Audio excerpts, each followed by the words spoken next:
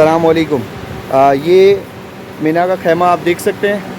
सही है, इस खैमे में माशाल्लाह से ये सारे बेड रखे हुए हैं और इसमें तकिया और सारी चीज़ें मौजूद हैं। ये देखें, और इसमें सामान रखने के लिए रैक सारे दिए हुए हैं।